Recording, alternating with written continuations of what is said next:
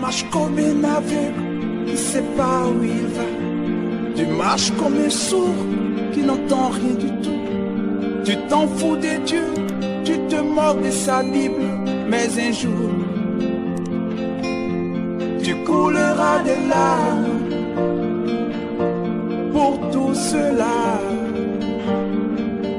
Tu vas couler des larmes, tu vas pleurer un jour.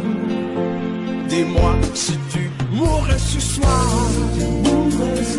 mais que diras-tu à Dieu si tu mourrais demain?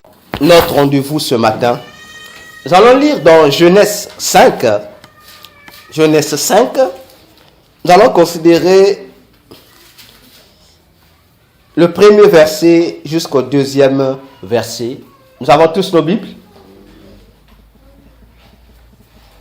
Alors, nous allons, chacun va lire. J'espère que nous avons tous les mêmes versions.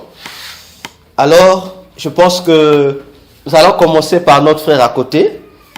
S'il est sur la page, il va lire. Nous allons tous lire ce verset. Genèse 5, versets 1 à 2.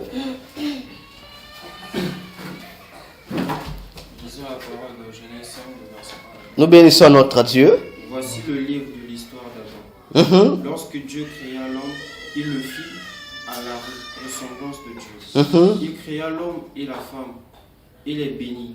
Il les appela êtres humains lorsqu'ils furent créés. Amen. Amen. Notre bien-aimé du derrière. Tu as la même version? Non. Oui. Même, c'est les mêmes phrases? Oui.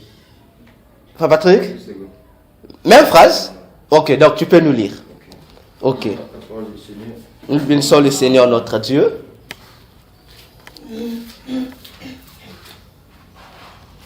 Il est écrit, voici le livre de la postérité d'Adam.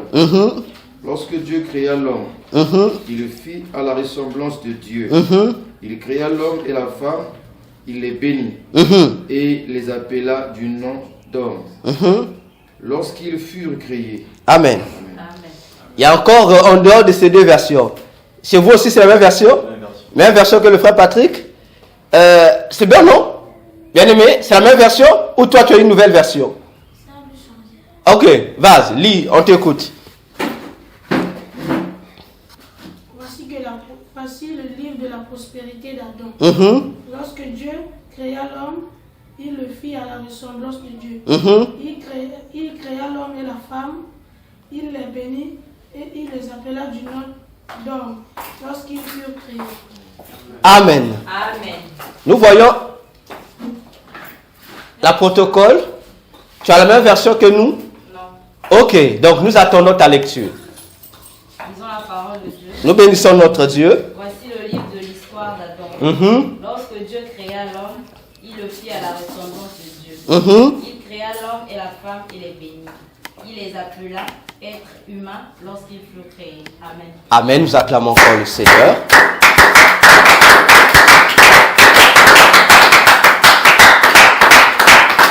Nous constatons tous pourquoi j'ai voulu que nous lisions dans les différentes versions. Vous allez voir que on fait une présentation.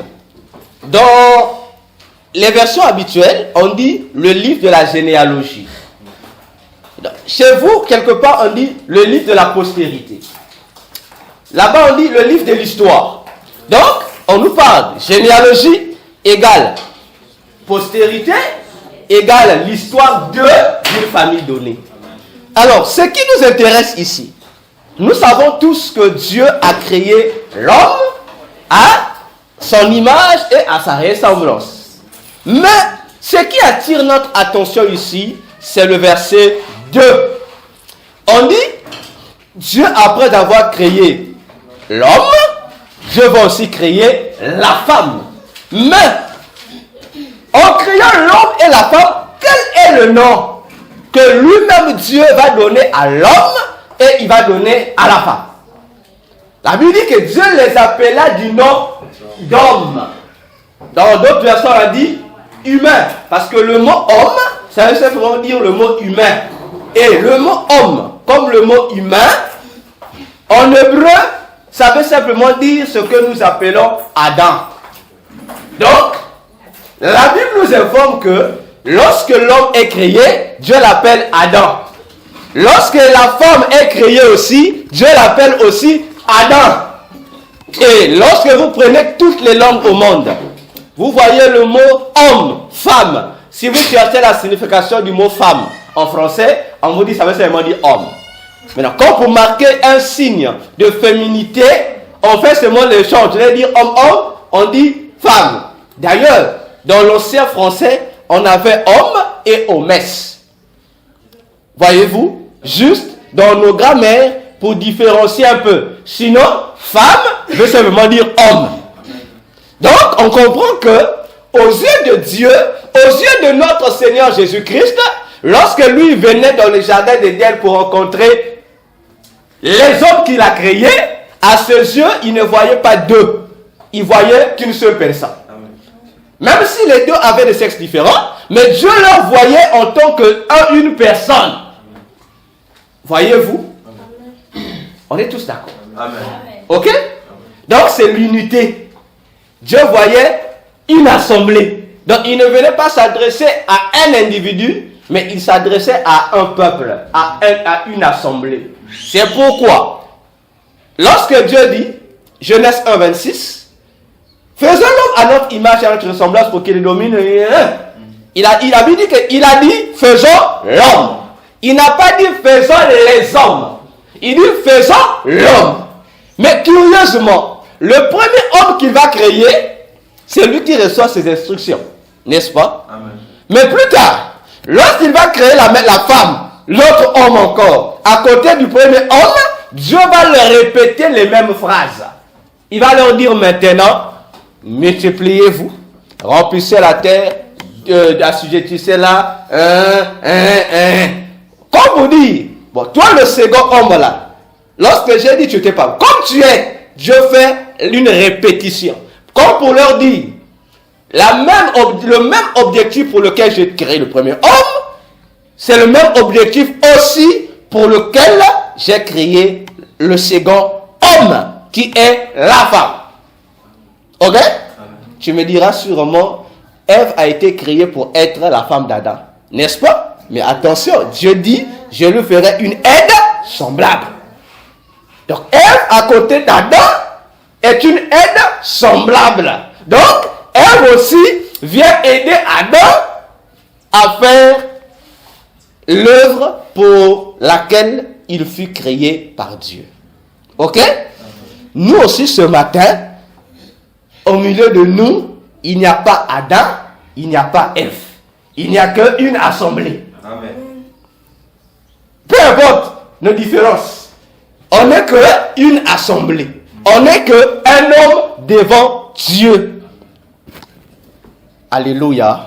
Ainsi, entre Adam et la femme, dites-moi, qui parlait, qui ne parlait pas? Ah, là vous dites, docteur Damel Moula. Entre Adam, on est tous le Bible, non?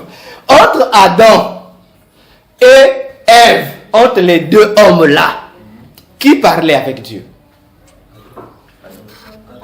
Adam. Adam. Ah. Adam ou les deux? Les deux. Oh. C'est là où la Bible est bizarre. Réfléchissez. Non, c'est Adam. C'est Adam qui parlait avec Dieu. Donc Ève ne parlait pas avec Dieu. C'est Adam. C'est Adam. Adam parlait. Hein? Adam. D'accord. Maintenant nous allons comprendre avec la Bible. Genèse 3. Ok? La Bible dit, lorsque le serpent vient dans le jardin, le serpent s'adresse à qui? À la femme. Ok? Adam était absent ou il était là? Absent. Sûr? Non, non. La Bible dit la suite de Genèse. La Bible dit que lorsque Ève a mangé, elle donna aussi à son mari qui était où? Adam était là. Il était à côté juste. Donc lorsque l'ennemi vient, Adam était là à côté. Mais Adam a laissé la parole à qui? À l'autre homme. À la femme. La femme parlait. N'est-ce pas? La femme parlait.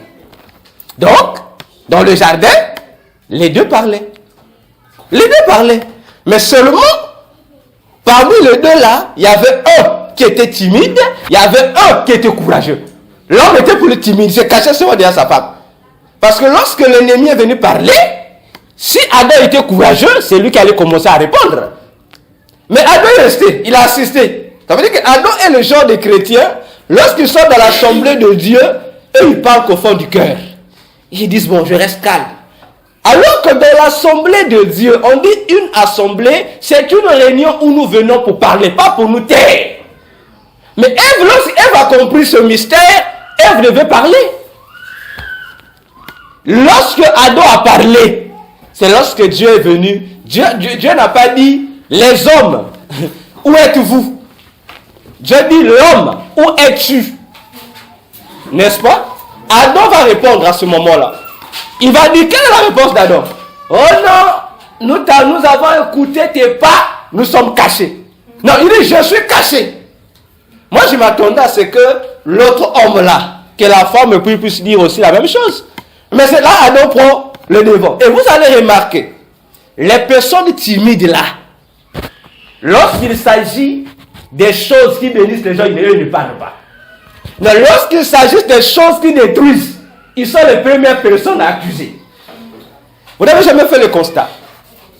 Lorsqu'il y a de bonnes choses, ils ne parlent pas. Et les gars, ils assistent les hommes. Ils disent seulement, oh, bah oui, bah son sac. Mais, si maman me boit, là, il dit plus bah son sac. Hein. Là, c'est lui en premier qui est accusé. Vous en avez la béni qui? Ce matin, je ne veux pas que nous soyons comme Adam. Je veux que ce matin, nous soyons comme Ève. Que lorsque nous allons rentrer dans la profondeur de notre culte tel que nous sommes là, qu'il n'y ait pas quelqu'un qui fasse comme Adam, qui va se taire. Parce que tous les puissants déclarent ceci. Lorsque les saints nous tenons dans la présence de Dieu, on dit, nous venons pour publier les bontés de l'Éternel. Donc, nous avons quitté nos maisons pour venir ici, pas pour nous taire, pas pour regarder les autres, pas pour jouer. Dans l'assemblée des saints, dans un culte, Dieu veut que tu parles. Dieu veut que tu publies. Dieu veut que tu prennes le mégaphone de ton cœur, que tu annonces ses bontés, que tu annonces sa fidélité, que tu montres à ceux qui vont t'écouter que le Dieu que tu sers, il n'est pas mort, il est vivant, il agit. C'est pourquoi Jésus a dit, la maison de Dieu est une maison de prière pour toutes les nations. Et vous ne verrez aucun endroit dans la Bible, de Genèse à Apocalypse, où quelqu'un est rentré dans le temple de Dieu, il est resté silencieux. Ça n'existe pas. Vous verrez seulement des gens qui sont venus à la maison de Dieu, mais qui sont restés dehors, qui étaient silencieuses. Mais personne n'est rentré dans le temple. Parce que faisons la différence entre la cour du temple et le temple. Vous voyez que dehors, là, c'est notre cour. Hein? Donc, quelqu'un peut rester dehors, là, mais qui n'est pas rentré dedans. Il est pour lui dans la cour.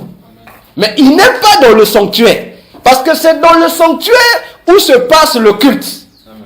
Anne n'était pas dans le sanctuaire. Elle était dehors, là, oh. Voilà pourquoi, lorsqu'elle parlait, le sacrificateur même voyait qu'il dit, il ne voyait pas ce que Anne disait. Il n'écoutait pas ce que Anne prononçait. Mais lorsque vous voyez dans le temple, c'est là où on sort la voix. Les gens disent, non, vous, vos églises là, vous aimez. Non, on n'écrit pas. Nous parlons. Parce que lorsque tu sors ta voix, parfois le frère Patrick qui est là ne sait pas prier. Mais toi, tu es à côté de lui. Lorsqu'on va dire merci à Dieu. Le frère Patrick commence à compter les taux. Ah, merci. Ah, il dit lorsqu'il va t'écouter à gauche, quelqu'un dit, Zambi, merci. Moi, galère, ma zone, je solutionné le monde. Ah, là, donc, lorsqu'on dit merci, veut dire yeah. Il a compris. Alléluia. C'est pourquoi dans l'assemblée des saints, il ne faut pas te taire. Il ne faut pas seulement attendre lorsque tu es en difficulté. Écoute maintenant, Zama, c'est ça qui est son sac. Sinon, tu as brisé. Tu te tiens maintenant là, tu commences à parler. Tu commences à parler. Depuis là. Mais lorsqu'il s'agit de donner gloire à Dieu, les chrétiens se taisent. Parce que, oh, son. Sonne. Non. Sonne, vous allez demander. Là, vous allez dire, là. Vous êtes à son, vous en avez. Zami, tout le monde écoutait. Mais lorsqu'ils vont dire merci à ce Dieu-là, ils vont comment? Oh, Zami, tout ça. Non, ce matin, ce qui fera de toi vivant, ce qui fera de toi une flamme de feu, c'est lorsque tu vas démontrer que le feu qui est en toi doit se manifester. Amen. Alléluia. Amen. Parce que l'onction que Dieu a mise en toi pour le culte ce matin, si tu n'es pas là, il y a de façon sirop. Avant que tu fasses moi le sirop, docteur Zoda, agiter tes tiens. Parce que si tu n'agites pas, dépôt, il y a une pêche vitamine na sirop qui est ici. Alléluia. Amen. De même aussi, si tu restes trop froid, oh mon Sonia ko bouger, Sonia ko bina, mon frère, l'onction que tu ne vas, tu dis quelquefois, tu ne sauras jamais quelle est la puissance de l'onction. Tu vas seulement commencer à envier le pasteur. Alors que le pasteur, tu vois que lui, là, il agite son onction pour que son onction rentre dans le travail, pour que l'onction l'aide à dégager ce que Dieu a mis au-dedans de lui. Amen. Amen. Nous allons donc nous lever ce matin. Lorsque tu te lèves, bien aimé, acclame encore le Seigneur. Acclame Jésus, acclame Jésus.